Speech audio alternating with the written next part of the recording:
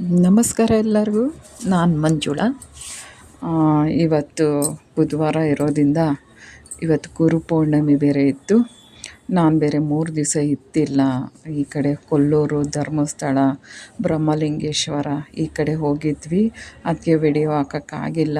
ತುಂಬ ಮಳೆ ಅಂದರೆ ಸಿಕ್ಕಾಪಟ್ಟೆ ಮಳೆ. ಆ ಕಡೆ ಅಂತೂ ತುಂಬ ಎಲ್ಲ ಮಳೆಯಲ್ಲೇ ಇದ್ವಿ. 2 ತಿಂಗಳಾಯ್ತಂತೆ ಕೊಲ್ಲೂರಲ್ಲಿ ಮಳೆ ಸ್ಟಾರ್ಟಾಗಿ. ಇನ್ನೂ ಆ ಮಳೆ ಕಮ್ಮಿನೇ ಆಗಿತ್ತಿಲ್ಲ. ನಮಗಂತೂ ತುಂಬ ಸಾಕಾಗಿತ್ತು. ಬಂದು ಮತ್ತು ನಿನ್ನೆ ಎಲ್ಲ ಸ್ವಲ್ಪ ಒಂದು 2 ದಿನ ಮನೇಲಿಲ್ಲ ಅಂದರೆ ಮನೆ ಎಷ್ಟು ಗಲೀಜಾಗಿರುತ್ತೆ ಅಂತ ನಿಮಗೆ ಗೊತ್ತು.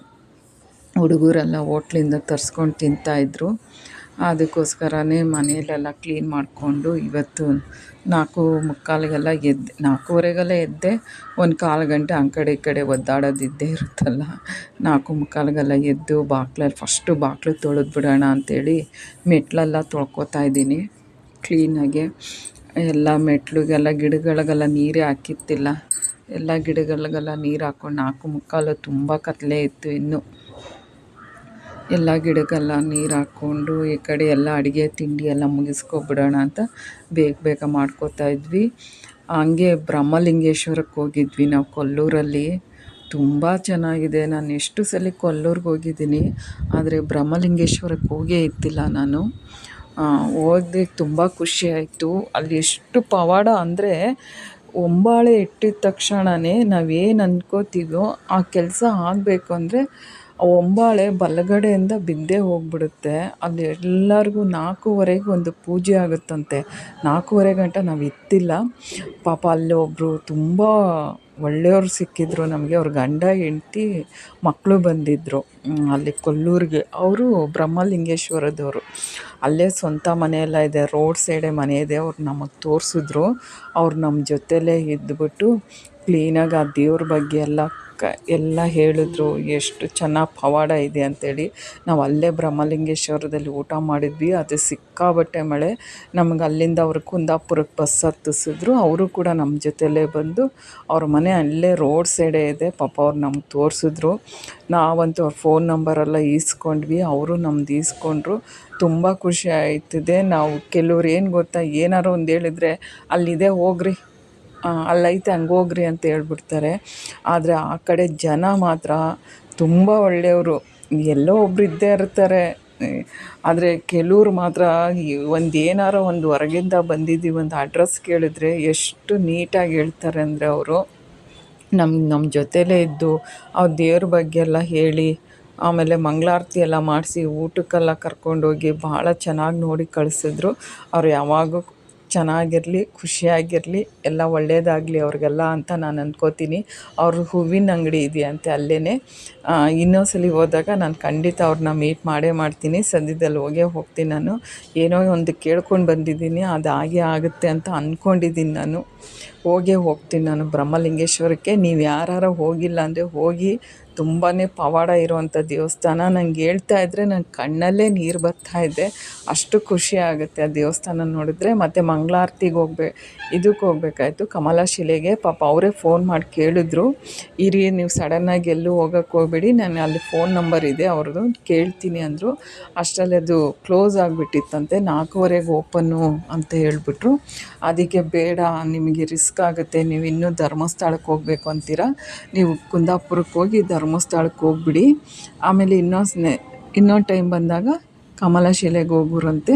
ಆ ಕಮಲಶಿಲೆ ಹೋಗಿ ಬರೋರಂತೆ. ಆವಾಗ ನಮಗೆ ಫೋನ್ ಮಾಡಿ ನಾವು ಬರ್ತೀವಿ ಅಂತ ಹೇಳಿದ್ರು. ಅಲ್ಲಿಂದ ನಾವು ಬಸ್ ಹತ್ಬಿಟ್ಟು ಕುಂದಾಪುರದಿಂದ ಧರ್ಮಸ್ಥಳ ಬಸ್ ಸಿಕ್ತು. ಆರಾಮಾಗಿ ನಾವು ಧರ್ಮಸ್ಥಳದಲ್ಲಿ ರೂಮ್ ಬುಕ್ಕಿಂಗ್ ಆಗಿತ್ತು ಒಂದು ವಾರ ಮುಂಚೆನೇ. ಹೋಗ್ಬಿಟ್ಟು ಅಲ್ಲಿ ಧರ್ಮಸ್ಥಳದಲ್ಲಿ ಆಲ್ಟ್ ಆದ್ವಿ. ಹಂಗೆ ಅಲ್ಲೂ ಸಿಕ್ಕಾಪಟ್ಟೆ ಮಳೆನೇ. ಅಲ್ಲೂ ನೈಟ್ ಊಟ ಮಾಡ್ಕೊಂಡು ಬಂದು ರೂಮಲ್ಲಿ ರೆಸ್ಟ್ ಆಗಿಬಿಟ್ಟು ಬೆಳಗ್ಗೆ ಎದ್ದುಬಿಟ್ಟು ಮತ್ತೆ ರಶ್ ಏನಿತ್ತಿಲ್ಲ ಸೋಮವಾರ. ಕ್ಲೀನಾಗಿ ದರ್ಶನ ಆಯಿತು. ಅದು ಮುಗಿಸ್ಕೊಂಡು ಕುಕ್ಕೆಗೆ ಹೋಗಿ ಕುಕ್ಕೆ ದರ್ಶನ ಮಾಡಿಕೊಂಡು ನಾವು ರಿಟರ್ನ್ ಬೆಂಗಳೂರಿಗೆ ಬಂದುಬಿಟ್ವಿ. ಅಷ್ಟೇ ನನ್ನ ಮಗ ಕಾರ್ ತೊಗೊಂಡು ಬಂದಿದ್ದ, ರಿಟರ್ನ್ ಬಂದ್ವಿ.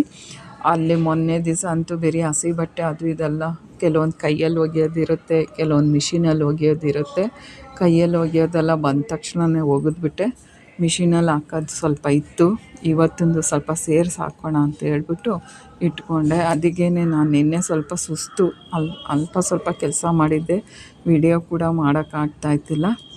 ಇವತ್ತು ಎದ್ಬಿಟ್ಟು ಬೇಗ ಎದ್ಬಿಟ್ಟು ಸ್ವಲ್ಪ ಎಲ್ಲ ಮಾಡಿಕೊಂಡೆ. ರಾತ್ರಿ ಸ್ವಲ್ಪ ಮಾಡ್ಕೊಂಡಿದ್ದೆ. ಏನೇ ಆದರೂ ನಮ್ಮ ಮನೇಲಿ ಹುಡುಗರು ನೈಟ್ ಲೇಟಾಗಿ ಊಟ ಮಾಡ್ತಾರೆ. ನನ್ನ ಕೈಯಲ್ಲಿ ಎಷ್ಟಾಗುತ್ತೋ ಅಷ್ಟು ಪಾತ್ರೆ ತೊಳಿತೀನಿ, ಮಿಕ್ಕಿದ್ದನ್ನ ಅವರು ತೊಳಿಯೋಕ್ಕಾಗಲ್ಲ, ನಾನು ಮಲ್ಕೊಬಿಡ್ತೀನಿ.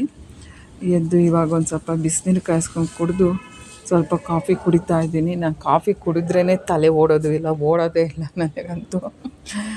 ಬಾಗಿಲಂತೂ ತೊಳೆದಾಯ್ತು, ಬಾಗಿಲು ತೊಳೆಯೋದೇ ಒಂದು ಅರ್ಧ ಗಂಟೆ ಕೆಲಸ ಆಗಿಬಿಡುತ್ತೆ ನನಗೆ. ಮೆಟ್ಲೆಲ್ಲ ತೊಳ್ಕೊಂಡು ಕೆಳಗೆಲ್ಲ ತೊಳ್ಕೊಂಡು ಬರಬೇಕಂದ್ರೆ. ಇವಾಗ ಫ್ರೆಶ್ಶಾಗಿ ಒಂದು ಕಾಫಿ ಕುಡಿದ್ಬಿಡೋಣ. ನೀವು ನನ್ನ ಜೊತೆ ಕುಡೀರಿ. ತುಂಬಾ ಚೆನ್ನಾಗಿತ್ತು ನನಗೆ ಹೋಗಿ ಬಂದಿದ್ದು ಟ್ರಿಪ್ಪು. ಆದರೆ ನನ್ನದು ಕೈ ನೋವಿದೆ.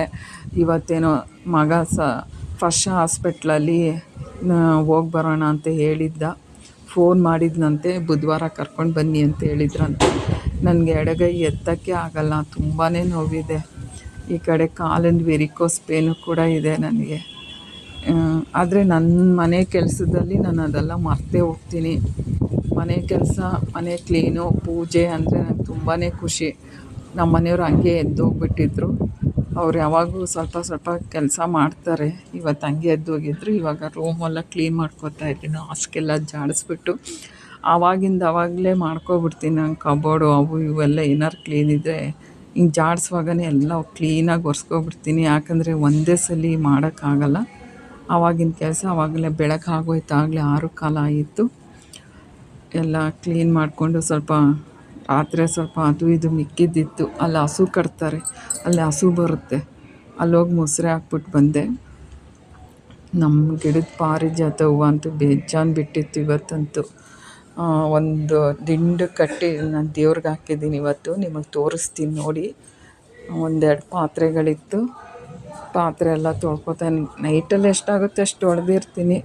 ಬೆಳಗ್ಗೆ ಲೇಟಾಗಿ ಹುಡುಗರು ಜಿಮ್ಗೆ ಹೋಗಿ ಬಂದು ಊಟ ಮಾಡ್ತಾರಲ್ವ, ಅವ್ರಿಗೆ ಊಟ ಮಾಡೋದೇ 11:30 ಆಗುತ್ತೆ. ಅಲ್ಲಿ ಗಂಟ ಎಲ್ಲಿ ನಾನು ಎದ್ದೇಳೋಕ್ಕಾಗಲ್ಲ. ಬೆಳಗ್ಗೆ ಬೇರೆ ನಾನು ಬೇಗ ಎದ್ದೇಳಬೇಕಾಗುತ್ತಲ್ಲ, ಅದಕ್ಕೆ ಹಂಗೆ ಮಲ್ಕೋತೀನಿ. ಬೆಳಗ್ಗೆ ಎದ್ದು ಎಲ್ಲ ಕ್ಲೀನ್ ಮಾಡ್ಕೋತೀನಿ. ಕ್ಲೀನ್ ಮಾಡಿಬಿಟ್ಟು ಆಮೇಲೆ ಅಡುಗೆ ಸ್ಟಾರ್ಟ್ ಮಾಡಿ ಆಮೇಲಿಂದ ನಾನು ಸ್ನಾನಕ್ಕೆ ಹೋಗೋದು. ಎಲ್ಲ ಕೆಲಸ ಅವ್ರಿಗೂ ಅನುಕೂಲ ಆಗಬೇಕು, ನನಗೂ ಅನುಕೂಲ ಆಗಬೇಕು, ಆ ಥರ ಮಾಡಬೇಕು. ನಾನಿವಾಗ ಸ್ವಲ್ಪ ರಾತ್ರಿ ಸ್ವಲ್ಪ ಪಲ್ಯ ಮಿಕ್ಕಿತ್ತು, ಬೆಂಡೆಕಾಯಿ ಪಲ್ಯ, ಅದು ಸ್ವಲ್ಪ ಬಿಸಿ ಮಾಡ್ಕೊತಾ ಇದ್ದೀನಿ. ರಾತ್ರಿ ತೊಳೆದಿದ್ದ ಪಾತ್ರೆ ಎಲ್ಲ ಬೇಷನ್ಗೆ ಹಾಕ್ಕೊಂಡಿರ್ತೀನಿ, ಒಣಗಿರುತ್ತೆ. ಈಗೆಲ್ಲ ಜೋಡಿಸ್ಕೊಂಡು ಈಗ ಬೇರೆ ಕೆಲಸಕ್ಕೆ ಸ್ಟಾರ್ಟ್ ಮಾಡ್ಕೋಬೇಕು. ನೀವೇನಾರ ಧರ್ಮಸ್ಥಳ ಕಡೆ, ಕೊಲ್ಲೂರು ಆ ಕಡೆ ಎಲ್ಲ ಹೋದರೆ ಸ್ವಲ್ಪ ಇವಾಗ ಬೇಡ ಅಂತ ನಾನು ಅಂತೀನಿ. ಯಾಕಂದರೆ ಸ್ವಲ್ಪ ಮಳೆ ಜಾಸ್ತಿ ಇದೆ. ನಮ್ಮ ಕಾಲಂತೂ ಕಾಲು ಸಂದಿ ಎಲ್ಲ ಪಿಚ ಪಿಚ ಅಂತ ಇತ್ತು ಮಳೇಲಿ ನಿಂದು. ಬೇರೆ ಕಾಲಲ್ಲಿ ಬೇರೆ ಓಡಾಡಬೇಕಲ್ವ, ಆ ಕಡೆ ಎಲ್ಲ ಮಳೇಲಿ ನಿಂದು ಕಾಲೆಲ್ಲ ಕೊಳ್ತೋಗಿತ್ತು. ಕೊಲ್ಲೂರಲ್ಲಂತೂ ಸಿಕ್ಕಾಬಟ್ಟೆ ಮಳೆ. ನದಿಗೆ ಬೀಗ ಹಾಕ್ಬಿಟ್ಟಿದ್ರು, ಸ್ನಾನಕ್ಕೆ ಹೋಗಬಾರ್ದು ಅಂತೇಳಿ. ನಾವು ನದಿಗೆ ಹೋಗಿದ್ವಿ ಸ್ನಾನಕ್ಕೆ. ಆ ನದಿಗೆ ನಾನು ಇದೇ ಫಸ್ಟ್ ಟೈಮು ನದಿಗೆ ಬೀಗ ಹಾಕಿದ್ದು ನೋಡಿದ್ದು. ನದಿಗೆ ಬೀಗ ಹಾಕ್ಬಿಟ್ಟಿದ್ರು. ಆಮೇಲೆ 6:30 6:45 ಆಯಿತು. ಆವಾಗ ಗೇಟ್ ಓಪನ್ ಮಾಡಿದ್ರು. ಸ್ವಲ್ಪ ಮೆಟ್ಲ ಹತ್ರನೇ ಕೂತ್ಕೊಂಡು ಸ್ನಾನ ಮಾಡಿ ಮುಂದಕ್ಕೆ ಹೋಗಬೇಡಿ, ಸುಳಿ ಎಲ್ಲ ಇದೆ, ನೀರು ತುಂಬ ಬಂದುಬಿಟ್ಟಿದೆ ಅಂತ ಹೇಳಿದ್ರು. ಸರಿ ಅಂದ್ಬಿಟ್ಟು ಎಲ್ಲರೂ ಲೇಡೀಸ್ ಅಂತೂ ಸಿಕ್ಕಾಬಟ್ಟೆ ಬಂದಿದ್ದರು. ಎಲ್ಲ ಲೇಡೀಸೇ ಬಂದಿದ್ದರು. ಎಲ್ಲ ಸ್ನಾನ ಮಾಡ್ಕೊಂಡ್ವಿ. ಬ್ರಷ್ ಎಲ್ಲ ಬೇರೆ ಕಡೆ ಮಾಡಿದ್ವಿ. ಅಲ್ಲಿ ಹೋಗಿ ಸ್ನಾನ ತುಂಬ ಚೆನ್ನಾಗಿದೆ ಕೊಲ್ಲೂರಲ್ಲಿ ನದಿ ಅಂತೂ. ಆ ನದಿಲಿ ಸ್ನಾನ ಮಾಡಿಬಿಟ್ಟು ಆಮೇಲೆ ಅಲ್ಲೇ ಸ್ವಲ್ಪ ಬಟ್ಟೆ ಎಲ್ಲ ಅಲ್ಲೇ ಚೇಂಜ್ ಮಾಡಿಕೊಂಡು ದರ್ಶನಕ್ಕೆ ಹೋಗಿ ನಿಂತ್ಕೊಂಡ್ವಿ. 8 ಗಂಟೆಗೆ ನಿಂತ್ಕೊಂಡಿದ್ದಕ್ಕೆ 11 ಗಂಟೆಗೆ ಪೂಜೆ ಆಯಿತು ನಮ್ಮದು. ಏನೋ ಕೇರಳದವ್ರದ್ದು ನಿನ್ನೆ ಪೂಜೆ ಇತ್ತಂತೆ. ನಮಗೆಲ್ಲ ಹೇಗೆ ನಮ್ಮ ಮನೆ ದೇವರು ಅಂತ ಹೇಳ್ತೀವೋ, ಅವ್ರಿಗೆ ಕೇರಳದವ್ರಿಗೆ ಕೊಲ್ಲೂರು ಮೂಕಾಂಬಿಕೆನೇ ಅವ್ರಿಗೆ ಮನೆ ದೇವರು ಅಂತ ಹೇಳ್ತಾರೆ. ಆದರೆ ತುಂಬ ಜನ ಕೇರಳದವರೇ ಇದ್ದರು ಅಲ್ಲಿ. ನಾನು ತುಂಬ ಸಲ ಹೋಗಿದ್ದೀನಿ, ಆದರೆ ಇಷ್ಟು ಲೇಟಾಗಂತೂ ಯಾವತ್ತೂ ನಿಂತಿದ್ದಿಲ್ಲ. ಹೋಗಿದ ತಕ್ಷಣ ದರ್ಶನ ಮಾಡ್ಕೊಂಡು ಬರ್ತಾಯಿದ್ವಿ. ಈ ಸಲನೇ ಅಷ್ಟು ಲೇಟಾಗಿ ಕ್ಯೂವಲ್ಲಿನೇ 2 ಅವರ್ ನಿಂತ್ಕೊಬಿಟ್ವಿ ನಾವು. ಅದೊಂದು ಸುಸ್ತು. ಈ ಕಡೆ ಮಳೆ ಬೇರೆ ಬರ್ತಾ ಇದ್ದಿದ್ದು. ಆಮೇಲೆ ದರ್ಶನ ಚೆನ್ನಾಗಾಯಿತು, ನಿಂತ್ಕೊಂಡಿದ್ವು ದರ್ಶನ ಚೆನ್ನಾಗಾಯಿತು. ಅದು ಮುಗಿಸ್ಕೊಂಡು ಅಲ್ಲಿ ಊಟ ಮಾಡಿಲ್ಲ ನಾವು, ಹಂಗೆ ನಮ್ಮ ಲೈನಲ್ಲೇ ಮಾತಾಡ್ಕೊಂಡು ಅದೇ ಊರಿನವ್ರು ಸಿಕ್ಕಿದ್ರು ಅಂತ ಹೇಳಿದ್ನಲ್ಲ, ಆ ಬ್ರಹ್ಮಲಿಂಗೇಶ್ವರದವರು.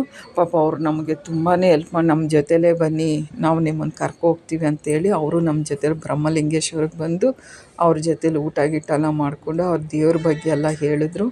ಅದೆಲ್ಲ ನೋಡಿಕೊಂಡು ಅಲ್ಲಿಂದ ನಾವು ಕಮಲಶಿಲೆಗೆ ಹೋಗೋಕ್ಕಾಗಿಲ್ಲ, ಇದಕ್ಕೆ ಬಂದುಬಿಟ್ವಿ, ಕುಂದಾಪುರಕ್ಕೆ ಬಂದು ಕುಂದಾಪುರದಿಂದ ಧರ್ಮಸ್ಥಳಕ್ಕೆ ಬಂದ್ವಿ. ಎಲ್ಲ ಒಂದು 4 ಪಾತ್ರೆ ಇತ್ತು, ಆ ಪಾತ್ರೆ ಎಲ್ಲ ತೊಳ್ಕೊಂಡು ಈಗ ಸಿಂಕೆಲ್ಲ ನಾನು ಡೈಲಿ ಇದೇ ಥರನೇ ಸಿಂಕ್ ತೊಳೆಯೋದು. ನನಗೆ ಸಿಂಕ್ ಯಾವಾಗೂ ಕ್ಲೀನಾಗಿರಬೇಕು, ಸಬೀನ ಹಾಕಿ ತಿಕ್ಕಿಬಿಡ್ತೀನಿ, ಇಲ್ಲ ಅಂದರೆ ಅದು ಒಂಥರ ಸ್ಮೆಲ್ಲು ಬರ್ತಾ ಇರುತ್ತೆ. ಇಲ್ಲಾಂದರೆ ಯಾವುದು ಕೆಲಸ ಇಲ್ಲ ಅಂದರೆ ಏನು ಮಾಡ್ತೀನಿ, ಒಣಗಿರೋ ಬಟ್ಟೆ ತೊಗೊಂಡು ನೀಟಾಗಿ ಒರೆಸ್ಬಿಡ್ತೀನಿ, ಆವಾಗ ಚೆನ್ನಾಗಿರುತ್ತೆ ಸಿಂಕ್, ಒಣಗ್ದಂಗೆ ಇರುತ್ತೆ. ನನಗೆ ಸಬೀನ ಹಾಕಿ ಸೈಡಲ್ಲೆಲ್ಲ ತಿಕ್ಬಿಡ್ತೀನಿ.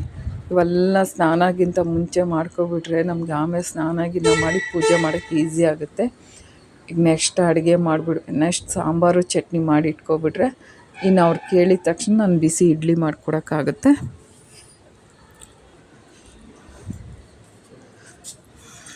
ಈಗ ತೊಗರಿಬೇಳೆ ತೊಗೊಂಡಿದ್ದೀನಿ, ಸಿಂಪಲ್ ಸಾರು. 1-2 ಕಪ್ ನನ್ನ ಅಳತೆ ಬಟ್ಲಿದೆ, ಆ ಕಪ್ಪಲ್ಲಿ 2 ಬಟ್ಲಷ್ಟು ಬೇಳೆ ಹಾಕ್ಕೊಂಡಿದ್ದೀನಿ. ಈರುಳ್ಳಿ, ಬೆಳ್ಳುಳ್ಳಿ ಮತ್ತು ಟೊಮೊಟೊ 3 ಟೊಮೊಟೊ ಹಾಕ್ಕೊಂಡಿದ್ದೀನಿ, ಯಾಕಂದರೆ ನಾನು ಹುಣಸೆಹಣ್ಣು ಹಾಕಲ್ಲ, ಅದಕ್ಕೋಸ್ಕರನೇ. ಈಗ ಕುಕ್ಕರ್ ಕ್ಲೋಸ್ ಮಾಡಿ ಇಡೋಣ.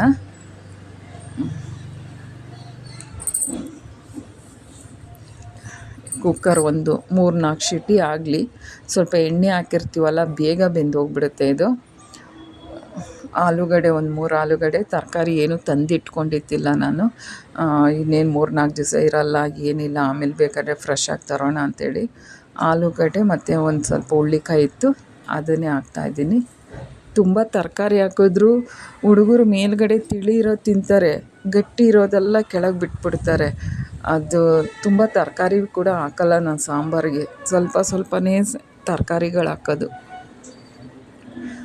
ಆಲೂಗಡ್ಡೆ ಎಲ್ಲ ಕಟ್ ಮಾಡಿಕೊಂಡು, 3 ಆಲೂಗಡ್ಡೆ, ಸ್ವಲ್ಪ ಹುಳ್ಳಿಕಾಯಿ ಕಟ್ ಮಾಡಿ ಇಟ್ಕೊಂಡಿದ್ದೀನಿ.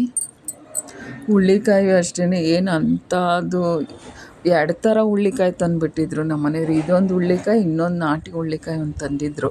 ನಾನು ಇದನ್ನೇ ಬೇಗ ಖಾಲಿ ಮಾಡಿಬಿಡೋಣ, ಅದು ಚೆನ್ನಾಗಿದೆ, ಎಳೆಯದಿದೆ ಹುಳ್ಳಿಕಾಯಿ, ಅದು ಪಲ್ಯ ಮಾಡಿದರೆ ಆಯಿತು ಅಂತೇಳಿ ಇದು ಸಾಂಬಾರ್ಗೆ ಹಾಕ್ಕೊಳ್ಳೋಣ ಅಂಥೇಳಿ ಸಾಂಬಾರ್ಗೆ ಒಂದು 4 ಹುಳ್ಳಿಕಾಯಿ ಕಟ್ ಮಾಡಿ ಹಾಕ್ಕೊತಾಯಿದ್ದೀನಿ. ಫಸ್ಟು ಬೇಳೆ ಎಲ್ಲ ಕುದಿಸ್ಕೊಬಿಡ್ತೀನಿ, ಆಮೇಲೆ ತರಕಾರಿ ಒಗ್ಗರಣೆ ಹಾಕ್ಬಿಟ್ಟು ತರಕಾರಿ ಬೇಳೆ ಹಾಕ್ಕೋತೀನಿ ನಾನು.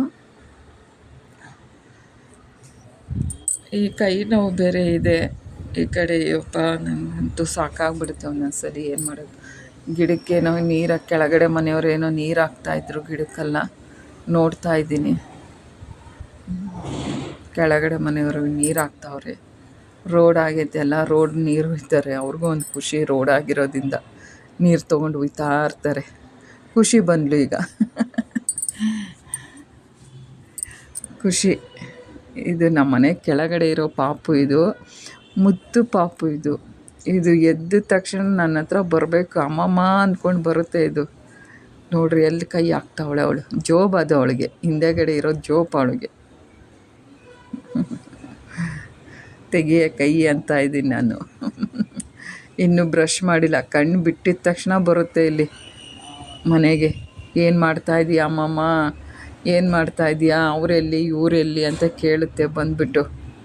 ನಾನು ಕಳಿಸಿದ್ದೀನಿ, ಹೋಗಿ ಸ್ನಾನ ಮಾಡ್ಕೊಂಡು ಬಾ ನೀನು ಅಂತ ಹೇಳ್ಬಿಟ್ಟು ಹೋದ್ಲು. ಅದೊಂಥರ ಮುದ್ದು ಪಾಪು, ಚೆನ್ನಾಗೇ ಮಾತಾಡುತ್ತೆ. ಎಷ್ಟು ಒಂದು ಇವಾಗ ಅವ್ರ ಅಪ್ಪ ಒಂದು ಸ್ಲೇಟ್ ತಂದಿದ್ದಾರೆ, ಗುರು ಪೌರ್ಣಮಿ ಇದೆ ಅಂತೆ, ಸ್ಕೂಲಲ್ಲಿ ಅಕ್ಷರಾಭ್ಯಾಸ ಮಾಡಿಸ್ತಾರೆ ಅಂದ್ಬಿಟ್ಟು ಸ್ಲೇಟ್ ತಂದು ಕೊಟ್ಟಿದ್ದಾರೆ. ಅದು ತೊಗೊಂಡು ಬಂದೈತೆ ತೋರ್ಸೋಕ್ಕೆ. ಮುದ್ದು ಬಂಗಾರ ಇದು, ಬೇಜಾರಾಗಲ್ಲ. ಮಕ್ಕಳು ಅದು ಮಾತಾಡೋಕ್ಕೆ ಸರಿ ಬರಲ್ಲ ಇನ್ನೂ, ಇದಕ್ಕೆ ಮಾತಾಡುತ್ತೆ. ತೋರ್ಸೋಕ್ಕೆ ಬರ್ತೈತೆ, ನೋಡು ಅಮ್ಮಮ್ಮ, ನೋಡು ಏನೈತೆ ಅಂತ ಹೇಳ್ಬಿಟ್ಟು ಅಂತ ಹೇಳಿ.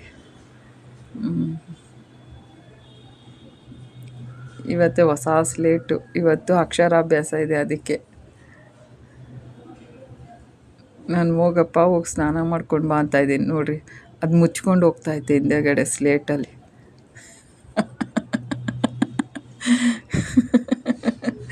ಸೊ ಹಂಗಿರೋದೇ ಇಲ್ಲ ಅದು.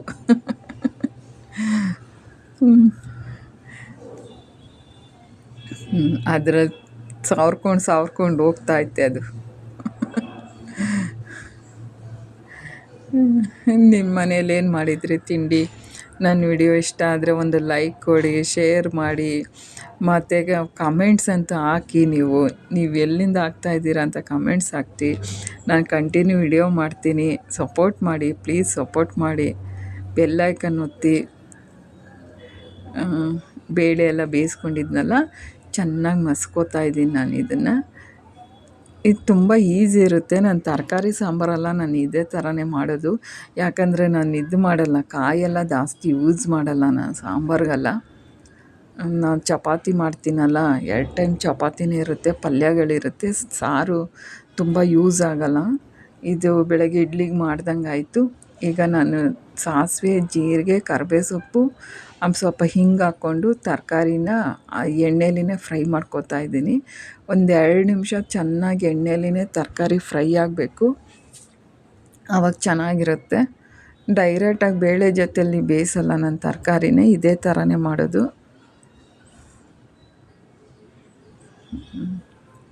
ತರಕಾರಿ ಎಲ್ಲ ಚೆನ್ನಾಗಿ ಎಣ್ಣೆಲಿ ಫ್ರೈ ಆಗಿ ಎಣ್ಣೆ ಮೇಲಿಗೆ ಬರಬೇಕು, ಆ ಥರ ಫ್ರೈ ಮಾಡಬೇಕು. ನುಗ್ಗೆಕಾಯಿ ಹತ್ರ ಖಾರ ಉಪ್ಪು ಎಲ್ಲ ಹಾಕ್ತೀನಿ ಸ್ವಲ್ಪ ಸೈಡಲ್ಲಿ, ಇದಕ್ಕೇನು ಬೇಡ, ಹಾಗೆ ಇದು ಮಾಡ್ತೀನಿ. ಜಾಸ್ತಿ ಏನು ತರಕಾರಿ ಇಲ್ವಲ್ಲ, ಹುಳ್ಳಿಕಾಯಿ, ಆಲೂಗಡ್ಡೆ ಅಷ್ಟೇ ಇರೋದು. ಇವಾಗ ಬೇಳೆ ಬೇಯಿಸಿದ್ನ ಹಾಕ್ತಾಯಿದ್ದೀನಿ. ಟೊಮೊಟೊನೇ ಇಲ್ಲಿ ಜಾಸ್ತಿ ಹಾಕಿದ್ನಲ್ಲ, ಅದಕ್ಕೆ ಹುಣಸೆಹಣ್ಣು ಏನು ಹಾಕಲ್ಲ ನಾನು. ಹುಣಸೆಹಣ್ಣು ಹಾಕಿದ್ರೆ ನನಗೆ ಸ್ವಲ್ಪ ಗ್ಯಾಸ್ಟ್ರಿಕ್ ಥರ ಆಗಿಬಿಡುತ್ತೆ, ಜಾಸ್ತಿ ಹುಳಿ ತಿನ್ನೋದೇ ಇಲ್ಲ ನಾನು. ಸೊ ಸಾಂಬಾರು ಸ್ವಲ್ಪ ಗಟ್ಟಿ ಇದೆ ಅಂತ ಸ್ವಲ್ಪ ನೀರು ಹಾಕ್ಕೊಂಡೆ. ಮಧ್ಯಾಹ್ನ ಮುದ್ದೆ ಮಾಡ್ತಾರೆ ಭಾವನ. ಮುದ್ದೆಗೂ ಆಗುತ್ತೆ, ಅನ್ನಕ್ಕೂ ಆಗುತ್ತೆ, ಇಡ್ಲಿಗೂ ಆಗುತ್ತೆ ಅಂದ್ಬಿಟ್ಟು ಒಂದೇ ಸಲ ಸಾರು ಮಾಡ್ತಾಯಿದ್ದೀನಿ. ಉಪ್ಪು ಹಾಕ್ಕೋತಾ ಇದ್ದೀನಿ.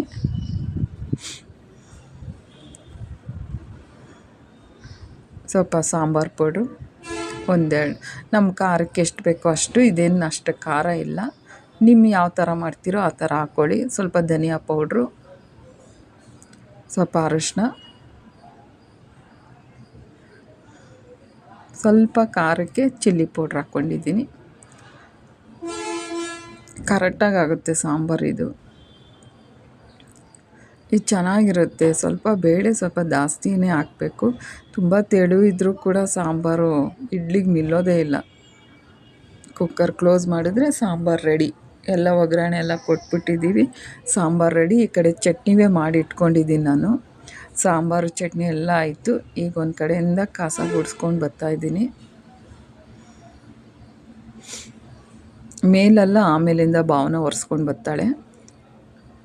ಈ ಥರ ಬೆಳಗ್ಗೆ ಎದ್ಬಿಟ್ಟು ಕೆಲಸ ಮಾಡಿಬಿಟ್ರೆ ನಮಗೂ ಬೇರೆ ಕೆಲಸ ಮಾಡೋಕ್ಕೂ ಈಸಿ ಆಗುತ್ತೆ. ಮನೆ ಕೆಲಸ ಬೇಗ ಆಗುತ್ತೆ, ಮತ್ತು ಪೂಜೆವೇ ಬೇಗ ಆಗುತ್ತೆ, ತಿಂಡಿವೇ ಬೇಗ ತಿನ್ಬೋದು, ಅದು ಇಂಪಾರ್ಟೆಂಟ್ ಇರುತ್ತೆ. ಈ ಸೋಫಾ ಹಾಳು ಮಾಡೋದೇ ನಮ್ಮ ಯಜಮಾನ್ರು, ನಮ್ಮ ಖುಷಿ. ಅವರಿಬ್ಬರೇ ಈ ಸೋಫಾ ಎಲ್ಲ ಹಾಳು ಮಾಡೋದು, ಇನ್ಯಾರು ಬಂದು ಆ ಸೋಫಾ ಮೇಲೆ ಕೂತ್ಕೊಳ್ಳಲ್ಲ. ಎಲ್ಲ ಒಂದ್ಸಲಿ ಧೂಳೆಲ್ಲ ನಾವು ಮನೆ ಒರೆಸೋವಾಗ ಅದೊಂಚೂರು ಹಂಗಂಗೆ ಒರೆಸ್ಕೊಬಿಟ್ರೆ ಯಾವಾಗೂ ನೀಟಾಗೇ ಇರುತ್ತೆ. ವಾರಕ್ಕೊಂದ್ಸಲಿ, ಆವಾಗೊಂದ್ಸಲಿ, ಇವಾಗೊಂದ್ಸಲಿಗಿಂತ ಡೈಲಿನೇ ಆ ಕೆಲಸಗಳೆಲ್ಲ ಮುಗಿಸ್ಕೊಬಿಡ್ಬೇಕು. ಅದು ಎಲೆ ಎಲ್ಲ ಒಣಗೋಗ್ಬಿಟ್ಟಿದೆ, ಒಂದು ಸೈಡ್ ಎಲೆಗಳು. ನಮ್ಮ ಯಜಮಾನ್ರು ತೊಗೊಂಡೋಗಿ ಅಲ್ಲಿಟ್ಟವ್ರೆ, ಕೆಳಗಡೆ ಇಡ್ರಿ ಅಂತ ಅವರು ಕೇಳಲ್ಲ. ಎಲೆ ಎಲ್ಲ ಉದ್ರೋಗಿದೆ, ಎಲೆ ಮೇಲೆಲ್ಲ ಧೂಳೆಲ್ಲ ಕುಂತಿರುತ್ತೆ. ಅದೊಂದ್ಸಲಿ ಒರೆಸ್ಕೊಬಿಟ್ರೆ ನೋಡೋಕ್ಕೂ ಚೆನ್ನಾಗಿರುತ್ತೆ, ಕೆಲಸವೇ ಬೇಗ ಆಗುತ್ತೆ. ನಾವು ಮಾಡ್ದಂಗಿರುತ್ತೆ ಕೆಲಸ. ಮಾಡೋಕ್ಕಾಗಲ್ಲ ಅಂದರೆ ಏನೂ ಮಾಡೋಕ್ಕಾಗಲ್ಲ. ಮಾಡೋಕ್ಕಾಗ್ತೀನಿ ಅಂದರೆ ಎಲ್ಲವೇ ಮಾಡ್ಬೋದು. ಖುಷಿ ಮತ್ತೆ ಬಂದಳಾ, ಮತ್ತೆ ಸ್ನಾನ ಮಾಡಿ ಸ್ಲೇಟ್ ಹಿಡ್ಕೊಂಡು ಬಂದಿದ್ದಾಳೆ. ಮತ್ತೆ ಅದನ್ನು ತೋರಿಸ್ಬೇಕು. ಸ್ಕೂಲ್ಗೆ ಹೋಗೋ ಗಂಟ 1-2 ಸಲ ಆದರೂ ಬಂದು ಹೋಗ್ತಾಳೆ. ಅದು ತೋರಿಸಿ, ಅಳ್ಳಾಡಿಸಿ, ಮಾಡಿ ಎಲ್ಲ ಮಾಡಿ ಹೋಗ್ಬೇಕು. ಅವರೆಲ್ಲಿ ಇವರೆಲ್ಲಿ ಅಂದ್ಕೊಂಡು ಮತ್ತೆ ಇಲ್ಲೇ ಇದ್ದಾಳೆ, ನನ್ನ ಪಕ್ಕನೇ ಇದ್ದಾಳೆ. ವಾಯ್ಸ್ ಕೊಡುವಾಗ ಸುಮ್ಮನೆ ಕುಂತಿದ್ದಾಳೆ ಬೇರೆ ಮೊಬೈಲ್ ಹಿಡ್ಕೊಂಡು, ಇಲ್ಲಾಂದರೆ ಮಾತಾಡೋಡು. ಏನು ಮಾಡ್ತಾಯಿದ್ಯಾ, ಏನು ತಿಂಡಿ ಮಾಡ್ತಾಯಿದ್ಯಾ, ಅಂಕಲ್ ಎಲ್ಲಿ, ಪ್ರಸಾದ್ ಎಲ್ಲಿ ಅಂತೆಲ್ಲ ಬಂದು ತಪ್ಕೊಳ್ಳುತ್ತೆ. ಕ್ಯಾಮ್ರಾ ನೋಡಿದ್ಲಲ್ಲ, ಬಂದು ತಪ್ಕೊಳ್ಳುತ್ತೆ. ಹೋಯ್ತು ಈಗ, ಬಂಗಾರ ಅದು.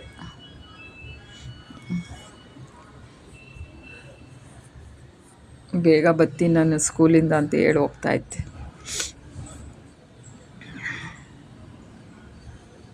ಈಗ ನೆಲ ಒರೆಸ್ಕೊತಾ ಇದ್ದೀನಿ ಕ್ಲೀನಾಗಿ.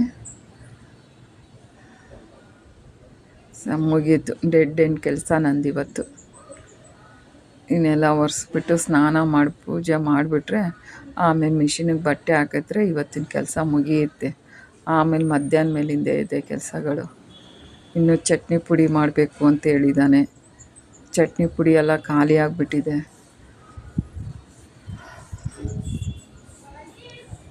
ಆಗಲೇ 8:30 ಆಯಿತು ಟೈಮು. ಇಷ್ಟೆಲ್ಲ ಮಾಡೋಷ್ಟರಲ್ಲಿ 8:30 ಆಯಿತು. ಈ ಕಡೆ ರೂಮು, ಹಾಲು, ಅಡುಗೆ ಮನೆ ಎಲ್ಲ ಒರೆಸ್ಕೊಂಡು ಬತ್ತಲು ಮನೆ ಎಲ್ಲ ತಿಕ್ಬಿಟ್ಟು ಸ್ನಾನಕ್ಕೆ ಹೋಗಬೇಕು. ಆಮೇಲೆ ಸ್ನಾನ ಆದಮೇಲೆ ಒಂದ್ಸಲ ಬತ್ತಲು ಮನೆ ತೊಳೆದು ಬಿಡ್ತೀನಿ. ಆ ಕೆಲಸವೇ ಮುಗ್ದೋಗುತ್ತೆ. ನಿಮ್ಗೆ ಇಷ್ಟ ಆಯಿತಾ? ಇಷ್ಟ ಆದರೆ ಒಂದು ಲೈಕ್ ಕೊಡಿ, ಶೇರ್ ಮಾಡಿ, ಮತ್ತೆ ಬಂದು ಕಮೆಂಟ್ಸ್ ಮಾಡೋದು ಮಾತ್ರ ಮಿಸ್ ಮಾಡಿ. ಕಮೆಂಟ್ಸ್ ಮಾಡಿ, ಒಳ್ಳೆಯದು ಕೆಟ್ಟದ್ದು ಯಾವುದಾಯಿತು ನಾನು ತಿಳ್ಕೊತೀನಿ. ಪ್ಲೀಸ್ ಸಪೋರ್ಟ್ ಮಾಡಿ. ನೀವು ಎಷ್ಟು ಗಂಟೆಗೆ ಎದ್ರಿ, ಏನು ಮಾಡಿದ್ರಿ ಅಂತ ನನಗೆ ಹೇಳಿ. ಪೂಜೆ ಆಯಿತು, ನೆಮ್ಮದಿ ಆಯಿತು. ಪಾರಿಜಾತ ನೋಡಿ ನಾನು ಪೋಣಿಸ್ಬಿಟ್ಟು ಕಳಸಕ್ಕೆ ತಲೆ ಮೇಲೆ ಇಟ್ಟಿದ್ದೀನಿ ದಿಂಡಿಗೆ. ನೋಡಿದ್ರಾ ಪಾರಿಜಾತ ಚೆನ್ನಾಗಿ ಬಿಡ್ತಾಯಿದೆ ಇವಾಗಂತೂ. ಸ್ವಾಮಿ ರಾಘವೇಂದ್ರ ಸ್ವಾಮಿ. ಸಂಜೆ ಹೋಗಬೇಕು ಮಠಕ್ಕೆ. ಇವಾಗ ಬೆಳಗ್ಗೆ ಹೋಗೋಕ್ಕಾಗಿಲ್ಲ, ಸಂಜೆ ಹೋಗ್ಬಿಟ್ಟು ಬರ್ತೀನಿ. ಒಂದು ಲೈಕ್ ಮಾಡಿ, ಶೇರ್ ಮಾಡಿ.